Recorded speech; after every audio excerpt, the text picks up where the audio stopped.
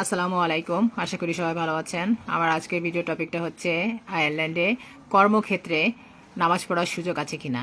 আমার অনেক ফলোয়ারদের প্রশ্ন যে আয়ারল্যান্ডে পাঁচ ওয়াক্ত নামাজ পড়ার সুযোগ আছে কিনা যখন কাজ করা হয়, যেহেতু এটা মুসলিম কান্ট্রি না।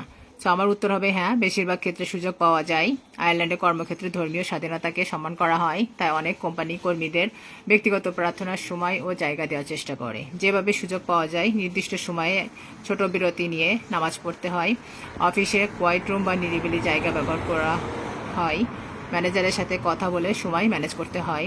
কোথায় বেশি সুযোগ পাওয়া যায়? বড় আন্তর্জাতিক কোম্পানিগুলোতে, আইটি এবং কর্পোরেট অফিসে, ইউনিভার্সিটি বা বড় প্রতিষ্ঠানে।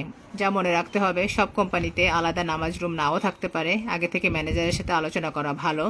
কাজের দায়িত্বের সাথে ব্যালেন্স রাখা খুবই গুরুত্বপূর্ণ। আয়ারল্যান্ডে কেউ আপনাকে নামাজ পড়া থেকে বাধা দিতে পারে না, তবে সময় ও কাজের মধ্যে সমন্বয় করে নিতে হয়। আল্লাহ আমাদের সবাইকে পাঁচ ওয়াক্ত নামাজ পড়ার তৌফিক দান করুন, আমিন। সবাই ভালো থাকবেন। আল্লাহ হাফেজ।